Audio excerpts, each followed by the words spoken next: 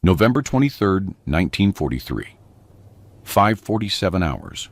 Bougainville Island, Northern Solomon Islands. Private first class. Michael Cordero, 23 years old, presses himself against the wet volcanic soil behind a fallen mahogany tree. His M1 Garand feels slick in his hands, not from the morning rain, but from sweat cutting through the coral dust on his palms. 40 yards ahead, through the pre-dawn darkness, he can hear them. Japanese soldiers fortifying a machine gun position in a natural cave formation. He's counted at least 8 voices, maybe more. His platoon had been tasked with taking this ridge before sunrise. The problem, that cave sits 20 feet up a sheer rock face, protected by jungle so thick that mortar rounds detonate in the canopy without ever reaching the ground. They'd already lost 2 men trying to get grenades close enough. The regular fragmentation grenades, the MK2 pineapples clipped to his belt, have a throwing range of maybe 35 yards. The cave is 40 yards away and 20 feet up. The math doesn't work. Cordero reaches into his ammunition pouch, but this time he doesn't pull out an 8-round en-bloc clip. His fingers close around something else, something his supply sergeant had pressed into his hands the previous evening with specific instructions and very little explanation. "Don't fire more than 1 every 10 minutes, the sergeant had said, "and for God's sake, don't hold it like a regular rifle when you do." The shape is unmistakable. A rifle grenade. But this one is different from anything Cordero has seen before.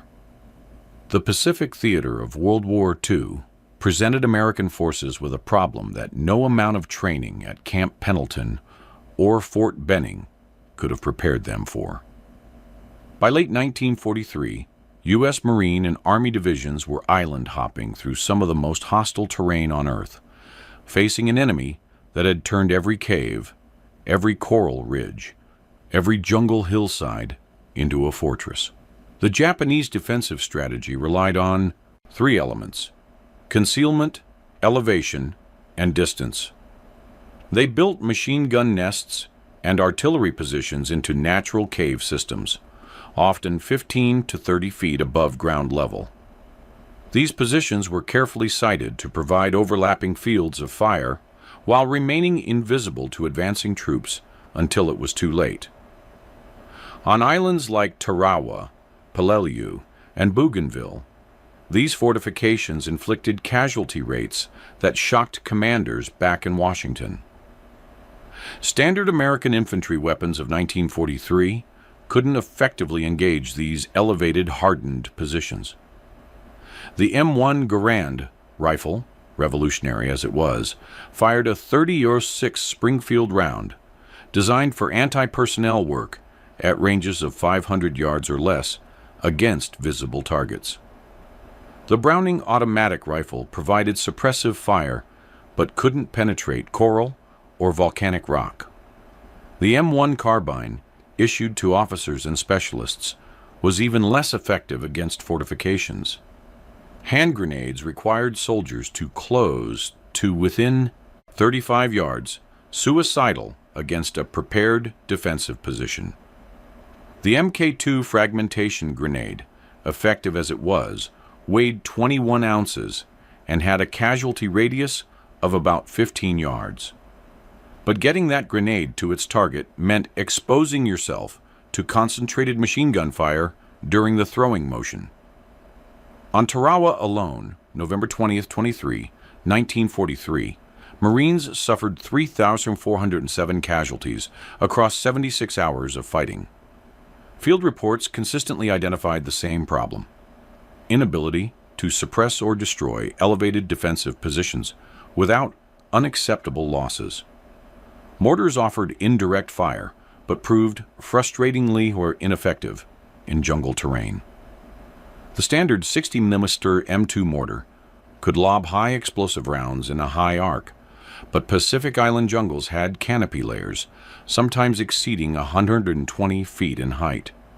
Rounds detonated in the trees, shredding vegetation, but leaving the enemy positions untouched. Bringing up heavier weapons, the 80mm mortars or 105mm pack howitzers required cleared approaches that didn't exist in primary jungle. The Army's Chief of Ordnance had understood this problem since early 1942, when after-action reports from Guadalcanal began stacking up on desks in Washington. What American infantry needed was a man-portable weapon system that could deliver explosive force at extended ranges against point targets, something with more reach than a hand grenade, more precision than a mortar, and more portability than crew-served weapons. The solution existed, in theory.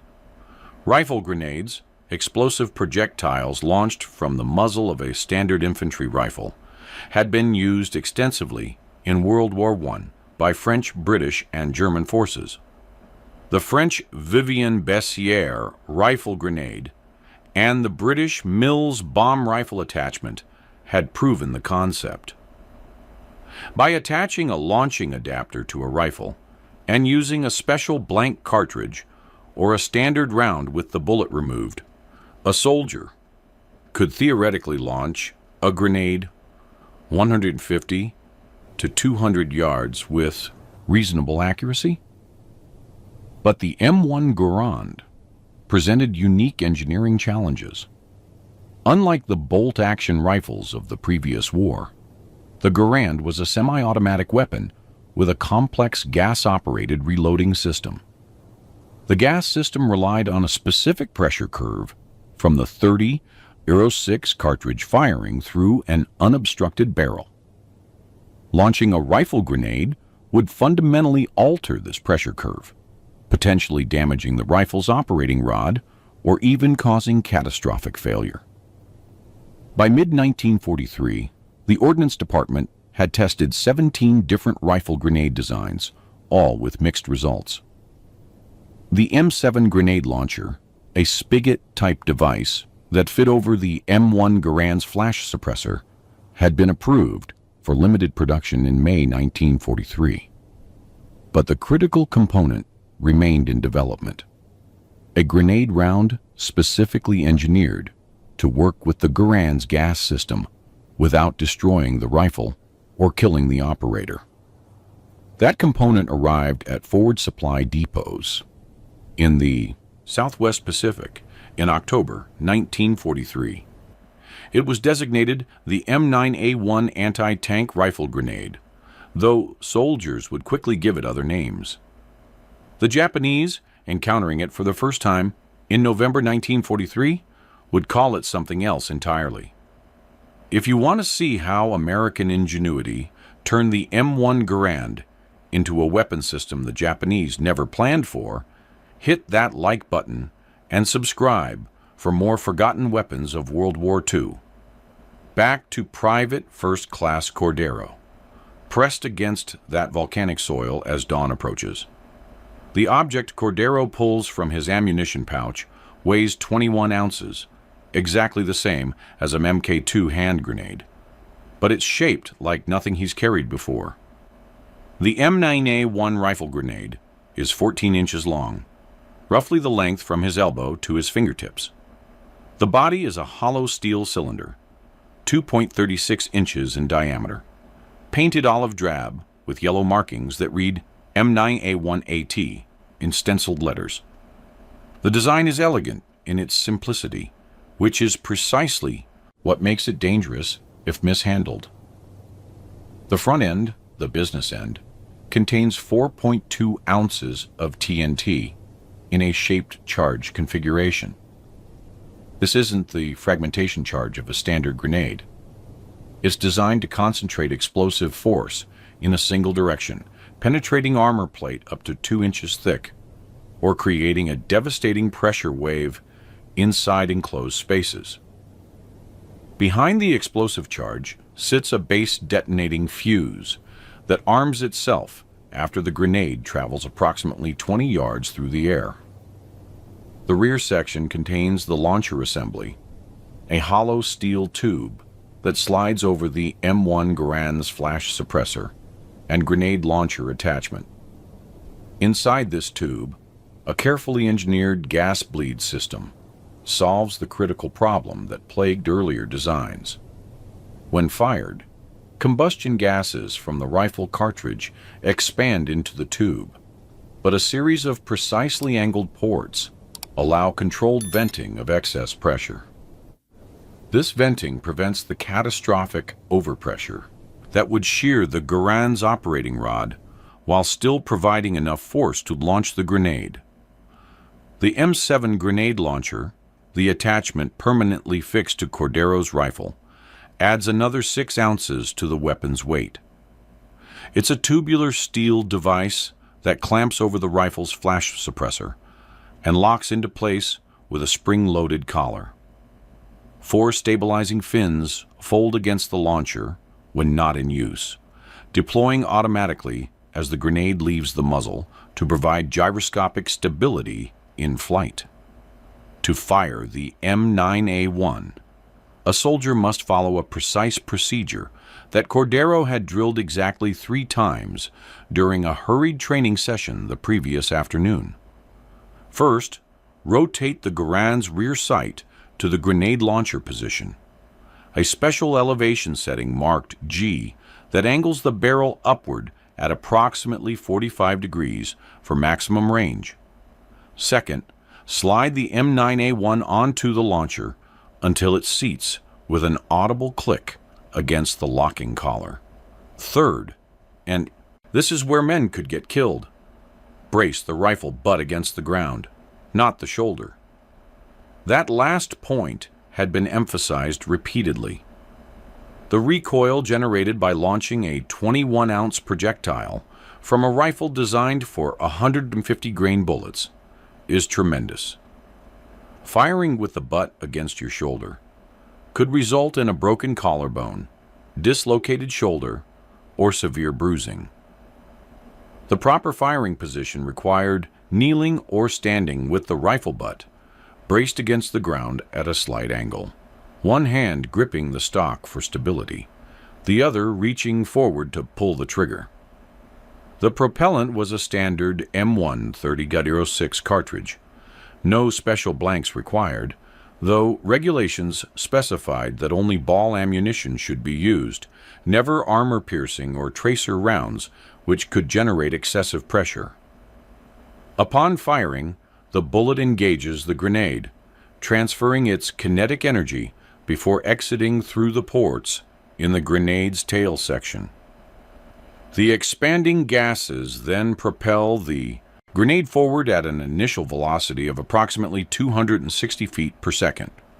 Maximum effective range varied based on the launch angle, but averaged 195 yards, with the sight set to G position. Maximum range could exceed 350 yards, though accuracy became problematic beyond 200 yards due to the grenade's relatively poor ballistic coefficient. The shaped charge could penetrate 2 inches of armor plate at 90 degrees angle of impact, or create an overpressure wave inside a cave or bunker sufficient to kill or incapacitate personnel within a 20-foot radius. Supply officers had delivered the M9A1 grenades to frontline units with specific warnings. The shaped charge was directional. It had to impact nose first to be effective. The fuse required at least 20 yards of travel to arm, meaning a short shot could result in a dud landing in friendly positions. And most critically, the thermal stress of firing more than 1 grenade every 10 minutes could warp the Garand's barrel or damage the gas system. Cordero's supply sergeant had issued him 3 M9A1 grenades, 3 chances to solve a problem that had already cost 2 men their lives. 5:51 hours. Cordero can see the cave entrance now as the first gray light of dawn filters through the jungle canopy. The opening is roughly 6 feet wide, set into a basalt outcropping that rises vertically from the jungle floor. Vines and vegetation partially conceal it, but he can make out sandbags stacked inside and the distinctive profile of a Type 92 heavy machine gun pointed down the approach trail. He signals his squad leader, Sergeant James Kowalski, 28, from Buffalo, New York. Kowalski low crawls to Cordero's position, carrying his own M1 with an M7 launcher attached. Between them, they have 5 M9A1 grenades. The plan is simple because it has to be. There's no room for complexity when you're introducing untested weapons into combat. Cordero will fire first. If the grenade fails to detonate, or if the shaped charge proves ineffective, Kowalski will follow up with a second shot while Cordero reloads. The rest of the squad, 6 men, will provide covering fire with their Garands and 1 bar, suppressing any Japanese positions that reveal themselves. 5:53 hours. Cordero removes 1 M9A1 from his ammunition pouch. The metal is cool against his palm despite the tropical humidity. He performs the loading procedure exactly as practiced. Rotate the sight to G. Slide the grenade onto the launcher until it clicks. Verify the fins are folded properly. The grenade adds significant weight to the rifle's forward balance. It feels wrong, top-heavy, like trying to aim a sledgehammer. He braces the rifle butt against the volcanic soil, angling it toward the cave entrance.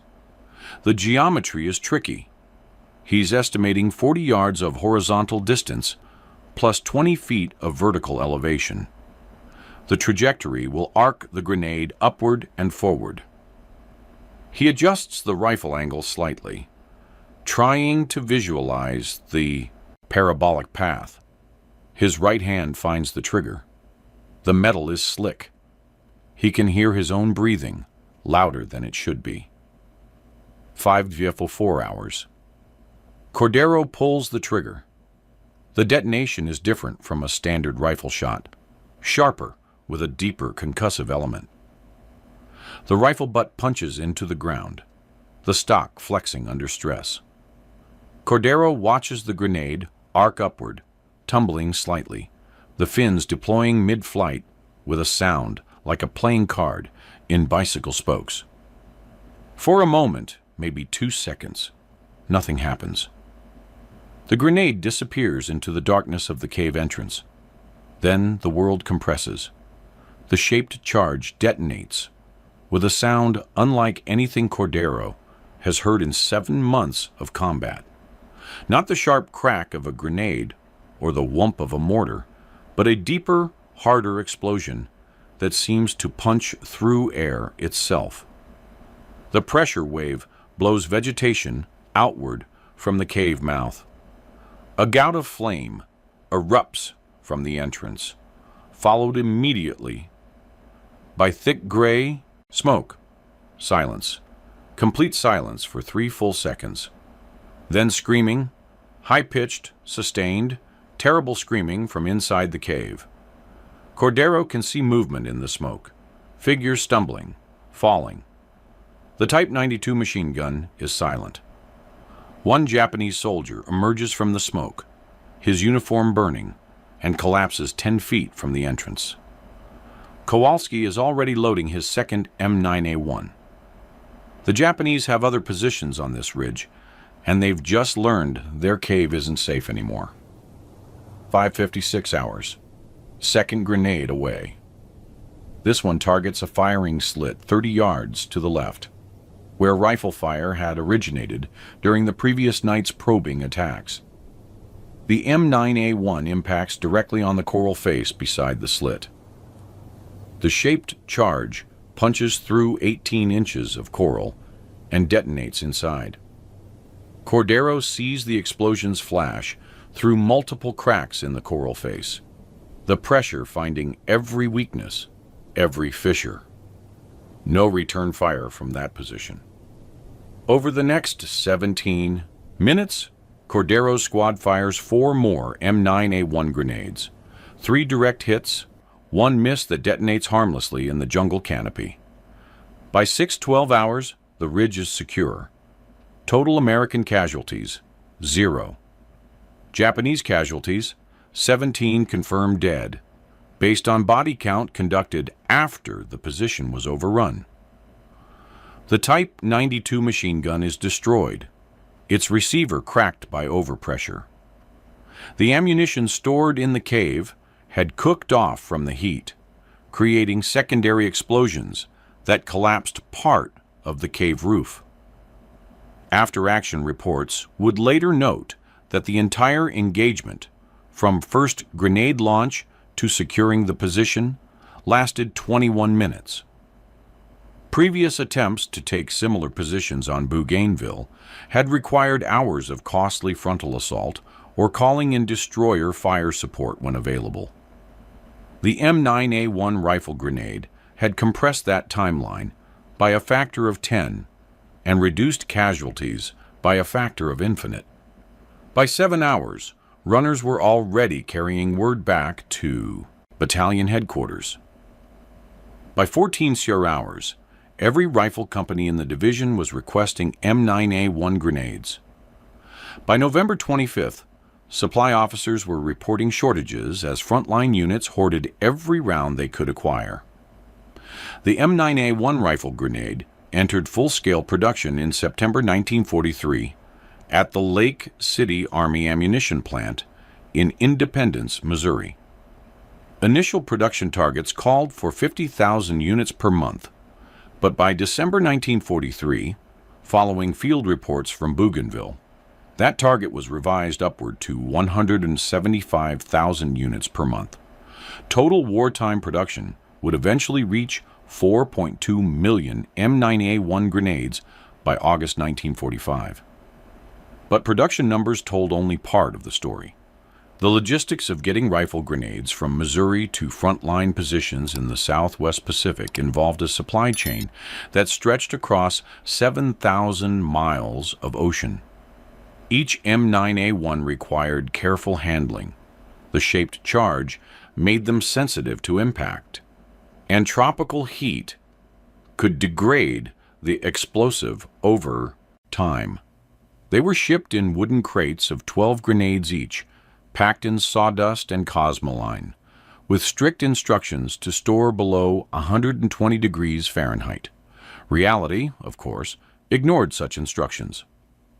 On Bougainville, Peleliu, and later Luzon, temperatures inside supply tents regularly exceeded 30 degrees. Ammunition handlers learned to rotate stock frequently and test fire grenades that had been in theater for more than 60 days.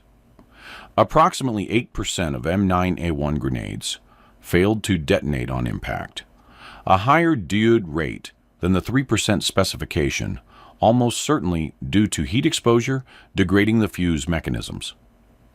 The M7 grenade launcher proved more reliable, though it added a permanent 6 ounces to every M1 Garand's weight. By January 1944, the Ordnance Department had mandated that all M1 Garands issued in the Pacific Theater be fitted with M7 launchers as standard equipment. This modification program eventually covered approximately 420,000 rifles. Training became the critical bottleneck. The M9A1 required technique fundamentally different from standard rifle marksmanship. Soldiers had to learn to estimate range and trajectory, compensate for wind, and most importantly, brace the rifle properly to avoid injury. Training bulletins from December 1943 reported 17 cases of soldiers suffering shoulder injuries from firing rifle grenades with improper technique. First Sergeant Robert Chen, 32, from San Francisco, serving with the 37th Infantry Division, developed a training protocol that became standard across the Pacific. His method involved starting soldiers with dummy grenades, weighted training rounds, and gradually progressing to live fire only after demonstrating proper Form 10 consecutive times. Chen's protocol reduced training injuries by 73% and improved first shot hit probability from 41% to 68%. But the real test came in combat, and here the M9A1 exceeded expectations in ways the Ordnance Department hadn't anticipated. On December 7th, 1943, exactly 2 years after Pearl Harbor, elements of the 1st Marine Division assaulted Japanese positions on Cape Gloucester, New Britain. Lieutenant Howard Walsh, 24, from Portland, Oregon, led a platoon-sized assault on a fortified ridgeline designated Hill 660. The Japanese had constructed interconnected cave positions along a 200-yard front, each cave supporting its neighbors with overlapping fields of fire. Walsh's platoon carried 36 M9A1 grenades. Over 4 hours of sustained combat, they systematically neutralized 11 separate cave positions without calling for artillery or air support. The technique was methodical: suppressive fire from bars and standard rifles, followed by rifle grenade strikes into each cave entrance. The shaped charges proved devastatingly effective in the confined spaces, with overpressure waves killing or incapacitating defenders who survived the initial blast fragmentation. Japanese tactical doctrine had no answer for this capability. Their defensive positions were designed on the assumption that American infantry could only engage them with direct fire weapons requiring line of sight, or with indirect fire weapons lacking precision. The M9A1 bridged that gap. It offered the precision of direct fire with the trajectory of indirect fire, delivered by every rifleman in the squad. Intelligence reports from captured documents revealed Japanese confusion and fear. One diary entry, recovered from a dead officer on Bougainville in January 1944, described the M9A1 as the skull cracker weapon because of the distinctive sound made by the shaped charge detonating inside cave systems. The overpressure wave would often cause fatal injuries without external wounds, catastrophic brain trauma from rapid pressure changes. Another captured document warned Japanese soldiers that the enemy can now shoot grenades from rifles like artillery. By February 1944, every infantry division in the Pacific Theater had received M9A1 allocation. Standard issue was 12 grenades per rifle squad, with company-level reserves of an additional 50 grenades. This seemingly modest number reflected both production constraints and tactical reality. The M9A1 was a specialized tool for specific problems, not a replacement for standard infantry weapons. Enemy countermeasures developed slowly. The Japanese began constructing cave entrances with sharp 90-degree turns immediately inside, hoping to deflect or contain the shaped charge blast. They increased the depth of defensive positions, moving personnel and equipment farther from entrances. Some units attempted to construct armored shutters for cave mouths, though the weight and material requirements made this impractical at scale. None of these measures proved particularly effective. The M9A1's shaped charge could penetrate or bypass most improvised armor, and the blast overpressure traveled around corners with lethal efficiency. What did work, occasionally, was early detection and suppressive fire against American soldiers in the exposed firing position required to launch rifle grenades. But this required the Japanese to reveal their positions, which typically resulted in them receiving even more grenade fire. The physics of the M9A1's effectiveness lay in its shaped charge design, an application of the Monroe effect discovered in the 1880s, but only effectively weaponized during World War II. The explosive charge was arranged in a hollow cone configuration with a copper liner, forming the inner surface.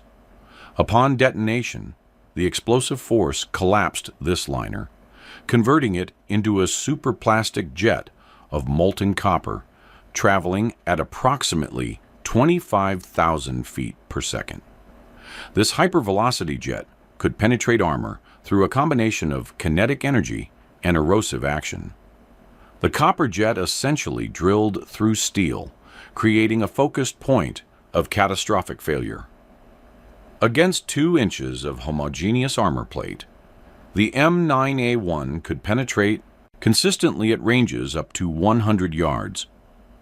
Against reinforced concrete or coral, penetration varied based on material density, but averaged 18-24 inches.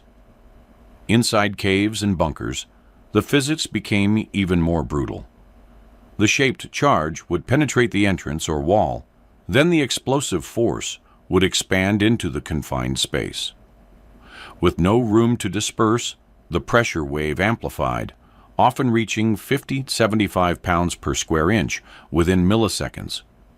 Human tissue, particularly air-filled organs like lungs and sinuses, cannot withstand such rapid pressure changes. Casualties from overpressure often showed no external injuries, but had suffered catastrophic internal trauma.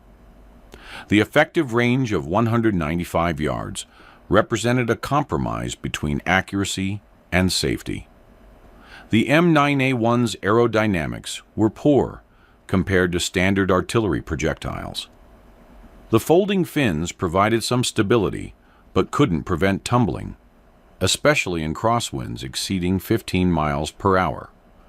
Soldiers learned to compensate by aiming into the wind, though this required experience and judgment that couldn't be taught in training, only learned through repeated combat use. Barrel wear became a serious concern by March 1944. The M1 Garand's barrel was designed for approximately 10,000 rounds of standard ammunition, before accuracy degraded noticeably. Firing rifle grenades accelerated this wear pattern. Each M9A1 launch imposed thermal and mechanical stress, equivalent to approximately 50 standard rounds. A rifle that fired 100 grenades would experience wear similar to 5,000 standard rounds.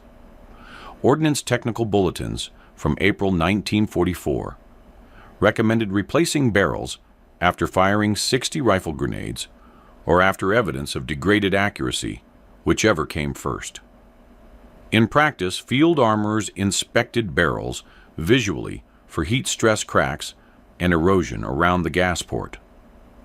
Barrels showing excessive wear were tagged for depot-level rebuild, though in forward areas, they were often simply swapped with barrels from damaged rifles.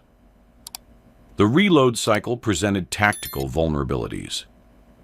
After firing an M9A1, a soldier required approximately 30 seconds to clear the launcher, reload the rifle with a standard en-bloc clip, and prepare a second grenade. During this window, he was essentially defenseless. Squad tactics evolved to address this. Typically, at least 2 soldiers in each squad would carry M9A1 grenades and alternate fire, ensuring continuous coverage. Misfires occurred in approximately 2% of launches, usually caused by fouled gas ports in the grenade's tail section. Soldiers learned to clean these ports meticulously before loading using wire brushes or even grass stems in field conditions. A misfire typically meant the grenade remained seated on the launcher without detonating. Clearing procedures required extreme caution, removing a potentially armed grenade from the launcher without triggering the fuse. Technical Sergeant Marcus Thompson, 29, from Detroit, Michigan, serving as an armorer with the 6th Army, developed a clearing procedure that became standard. Rotate the rifle to point the grenade skyward, gently tap the launcher collar to disengage the locking mechanism, and allow the grenade to slide off under its own weight. If the grenade wouldn't clear, mark the rifle as unsafe and turn it over to ordnance personnel. Thompson's procedure prevented at least 7 documented accidents between March and June 1944. Environmental factors affected performance significantly. In the tropical rain common across the Pacific, wet propellant could reduce launch velocity by up to 20%, shortening effective range proportionally. Soldiers learned to keep ammunition dry, but this was nearly impossible in sustained jungle operations.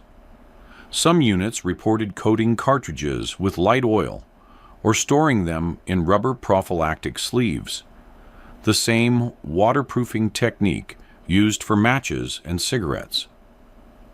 The shaped charge's effectiveness decreased against certain materials. Dense volcanic basalt, common on islands like Iwo Jima, sometimes deflected the copper jet without full penetration. Coral limestone, conversely, proved particularly vulnerable. The porous structure allowed the pressure wave to propagate through interconnected voids, extending the lethal radius beyond the 20-foot specification. Japanese reports captured after the war revealed that their own testing of captured M9A1 grenades yielded mixed results. They understood the shaped charge principle. Similar technology was used in their Type 99 magnetic anti-tank mine, but lacked the manufacturing precision to replicate the M9A1's performance. Several attempts to develop a Japanese rifle grenade for the Type 38 or Type 99 rifles failed due to metallurgical limitations and insufficient propellant development. Production of the M9A1 rifle grenade ceased in August 1945, immediately following Japan's surrender. Total wartime production reached 4.21 million units, of which approximately 2.8 million were actually shipped to combat theaters. The remainder sat in stateside arsenals, where they remained in storage through the late 1940s. The Korean War saw limited use of remaining M9A1 stocks, though by 1950 the grenades were considered obsolescent. Many had degraded in storage. Tropical environments had accelerated chemical breakdown of the explosive, and fuse mechanisms had corroded. Reliability dropped to approximately 75%, unacceptable for frontline ammunition. By 1952, the majority of remaining M9A1 inventory was condemned and destroyed through controlled detonation at various proving grounds. The M9A1 was officially replaced by the M31 Heat, high-explosive anti-tank rifle grenade in 1953, designed for use with the M1 Garand, but featuring an improved shaped charge and more reliable fuse. The M31 incorporated lessons learned from the M9A1's combat use, including a longer standoff distance for better armor penetration and a more aerodynamic body for improved accuracy. But the real legacy of the M9A1 wasn't its replacement. It was the tactical concept it proved. The rifle grenade demonstrated that individual riflemen could effectively engage targets beyond hand grenade range without requiring specialized weapons or extensive training. This concept would evolve through successive generations of infantry weapons. The M79 grenade launcher, introduced in 1961 for use in Vietnam, was a direct descendant of the rifle grenade concept. Though it used a dedicated launcher rather than attaching to a rifle, it filled the same tactical niche, giving individual soldiers organic indirect fire capability. The M2SO3 grenade launcher, mounted under M16 rifles starting in 1969, brought the capability full circle by integrating it directly into the standard infantry rifle. Modern rifle grenade systems still see use in militaries worldwide, though American forces abandoned them in favor of dedicated grenade launchers. The French APF-40 and the Israeli Rephaim rifle grenades serve similar roles to the M9A1, proof that the concept remains valid 8 decades later. Classification and secrecy never shrouded the M9A1. It was considered standard ordnance, not a special weapon. Technical manuals and training films from the 1940s remain publicly available through military archives. What did remain classified until the 1970s were certain after-action reports detailing specific incidents involving civilian casualties. The shaped charge's penetration capabilities, combined with the difficulty of visually identifying cave systems that might contain non-combatants, led to several documented cases of friendly fire and civilian deaths. These reports remained restricted until declassified under routine document review programs. Private First Class Michael Cordero survived the Bougainville campaign and continued fighting through the Philippines campaign of 1944-1945. His rifle, with its M7 launcher attachment, fired an estimated 43 M9A1 grenades across 18 months of combat. He was wounded twice, shrapnel from a Japanese knee mortar on Luzon in February 1945, and minor burns from a flamethrower backwash in April 1945. Cordero returned to the United States in October 1945, carrying his rifle home as a war trophy, a common practice despite official regulations. He stored it in a closet in his Albuquerque home for 32 years before donating it to the National World War II Museum in 2003. The rifle showed clear signs of the stress imposed by repeated grenade launches, heat discoloration on the barrel, wear on the gas cylinder, and hairline cracks in the stock near the butt plate. Sergeant James Kowalski was killed on December 14, 1943, during fighting on Bougainville, not by enemy action, but by an accidental detonation of stored ammunition. He was 28 years old. His name appears on the Manila American Cemetery Memorial Wall. First Sergeant Robert Chen, who developed the training protocols for rifle grenade use, survived the war and remained in the Army through the Korean conflict. He retired as a command sergeant major in 1963 and spent his retirement years teaching high school physics in San Jose, California. Chen passed away in 1994 at age 83. In his papers, donated to the Stanford University Library, researchers found detailed notes on the physics of rifle grenade trajectories, including hand-drawn diagrams calculating optimal launch angles for various ranges, the kind of fieldcraft that saved lives but never appeared in official manuals. Veterans who used the M9A1 in combat rarely spoke about it specifically in their post-war recollections. It was simply another tool, another weapon in the arsenal. But when interviewed by military historians in the 1980s and 1990s as part of various oral history projects, many mentioned the relief they felt when rifle grenades became available.